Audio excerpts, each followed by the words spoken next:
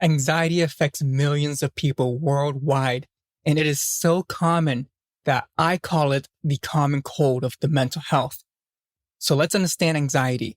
Stay tuned. You're listening to Mind Manners, hosted by licensed psychotherapist Albert Nguyen. Albert helps his clients overcome past trauma, change their mindset, and accelerate their personal and professional development. This podcast covers a wide range of mental health and self-development topics, with each episode offering an actionable step towards a better you. If you're on a wellness journey, keep listening. Hello, everyone. This is your host, Albert Nguyen. And if you are new to this podcast, I am a licensed therapist, and this podcast is dedicated to mental health and self-development. And in today's session, we are talking about something that's very important that many of us struggle with, sometimes not even realizing it. And that is anxiety. We live in a society that doesn't take mental health seriously. I'm actually shocked that there is still so much stigma around mental health. We get told to just toughen up, stop worrying, or that it's all in our heads. But I'm here to tell you that anxiety is as real as diabetes, as real as any health conditions. Yet, we take better care of the common cold better than we do with anxiety. And why is that? Much like most mental health conditions, anxiety exists on a spectrum. On one end, it can be the everyday worry, and on the other end, it can be the more debilitating symptoms such as panic attacks. Whatever the level of intensity is that you have, we all know what anxiety feels like. It's the constant worry, trouble sleeping, tense body, and struggle with concentrating and focus. It's those moments where you've been called in to see your boss and you're unsure why, but you feel this uneasiness in the pit of your stomach and your mind conjures up random theories of what it might be. Perhaps you had a first date with someone you really like, so you worry about all the things that could go wrong. Maybe you had to give a presentation or speech at school or at work, and every part of you just wants to find a way to get out of it. Or that time your partner or your friend tells you that they have something urgent and serious they need to talk to you tonight about. So you anticipate and can't focus for the remainder of the day. Or when you had to take a very important medical test or an exam for school and you had to wait for the results. We've all been there. The feeling that these situations and triggers produce may be slightly different in all of us and at different levels of intensity, but generally they activate the same system that exists in all of us, our nervous system, that fight or flight response. And as it causes an increase in adrenaline and stress hormones, which floods our bodies, we experience physical symptoms such as increased blood pressure and heart rate. We may experience headaches, tightness in our chest, shortness of breath, stomach pains, shakiness, or trembling in our voices. So let's talk about the anxiety and how it works. So I think that's really important for you to understand. Anxiety is a normal emotion that we all feel, often triggered by a stressful experience. And it's related to fear. Anxiety is an evolutionary system that helps protect us, which all animals have for the most part. It helps protect us from real or perceived threats, meaning that it can be an immediate threat that's happening physically in real time, or it could be imagined in your own minds. But it activates the same biological mechanisms in the body. So anxiety starts in the amygdala in the brain, where it alerts other parts of the brain to be ready for defensive action. And without getting into all the jargon in biology, the brain sends a message or signals to the rest of the body, which activates the stress response and prepares our body as if we are being attacked by a saber-toothed tiger. Our muscles get tensed, our heart rate increases and breathing increases, our blood pressure rises, and this puts you in a state of hyper-awareness. And in that state, you're super alert. This is what is known as the fight and flight response. And we do have a system that keeps this fight or flight or stress response in check. It's commonly referred to as the prefrontal cortex or executive thinking. Basically, the part of the brain where we can engage in higher levels of thinking, like rationalizing, planning, creating, and so on. So let's quickly recap.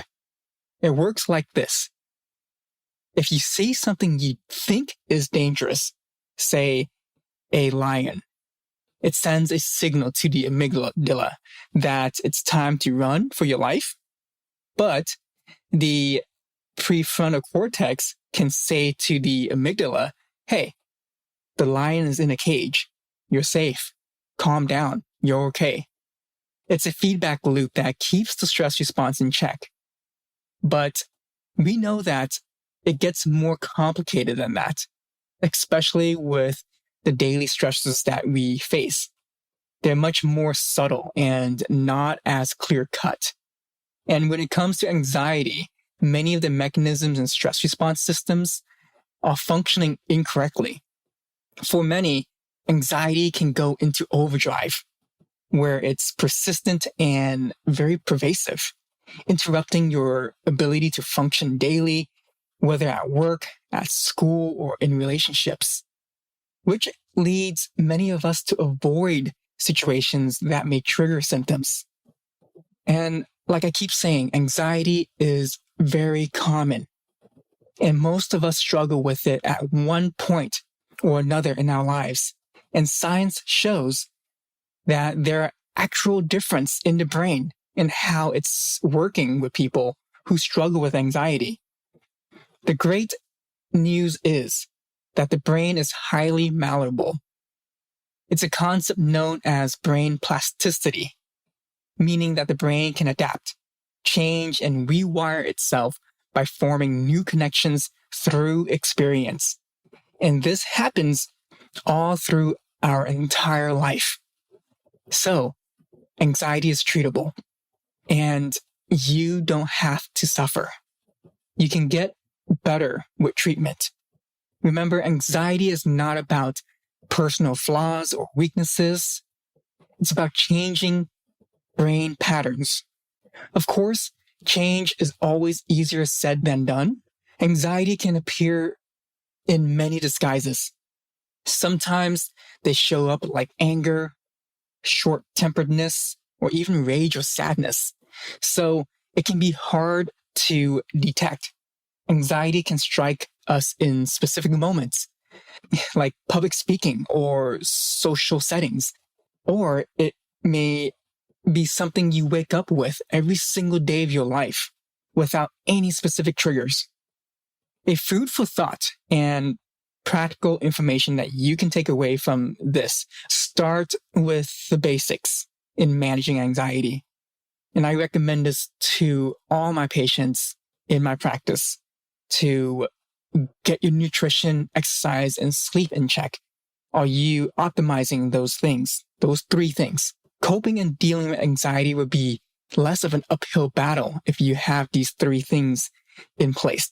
In fact, research has shown that what you eat and eating a healthy diet and exercise can be just as good, if not better, than medication for anxiety treatment. Number 2, practice mindfulness and meditation. It helps slow down the nervous system and manage the fight or flight response so that your prefrontal cortex can have space to rethink and reorient itself. Like the famous quote by Dr. Viktor Frankl states, between stimulus and response, there is a space. In that space is our power to choose our responses. In our response lies our growth and our freedom. I love that quote. But number 3, CBT, cognitive behavioral therapy. I'm sure many of you heard this, and there's a reason for that. It is a highly effective modality that's used in therapy to treat anxiety. It helps you explore upsetting thoughts, how those thoughts influences your emotions and behaviors. By building awareness, you get to determine how helpful or unhelpful these thoughts can be and work to challenge them or reframe them. Over time, this practice can change and rebuild the neural pathways in the brain that contributes to anxiety and dial down the intensity. Most CBT therapists, myself included, understand that the key behavior that reinforces anxiety is avoidance. Anxiety causes us to often think in a way that underestimates our ability and overestimates the circumstances. And because of this thinking, it can lead us to want to avoid whatever may trigger the anxiety or stress response. And the problem with avoidance is it provides an immediate relief, but it also confirms the belief in the anxious thought or situation. And it sends a message that you're incapable of dealing with it. So avoidance actually makes anxiety worse and stronger over time because the pathways in the brain that triggers anxiety becomes really strong and solidified. And this becomes a vicious cycle until that pattern gets disrupted or changed. Plus, medication is always an option that can provide relief, both for short-term and long-term. I've seen a lot of patients over the years who benefited from short-term medication while actively engaging CBT treatment. The medication helps dial down the anxiety so that the active work of doing CBT can be utilized and practiced to rebuild the brain pathways. I know that was a lot of information, and we'll absolutely dive into more specifics around anxiety in future sessions. And in future sessions, I'll also dive into a little bit more about how CBT works and how you can utilize some of the techniques. But with this session, I hope you found the information useful and helpful, and it gives you a better understanding about what anxiety is. Anxiety can be all-consuming, and many people are not getting treatment for it. Just remember that anxiety is not a personal weakness or problem. It's a health problem, and it can be treated. So please, if you are struggling, it's time to invest in your mental health because you matter. Thanks for tuning in to Mind Manners with Albert Nguyen. We hope you found value in this episode.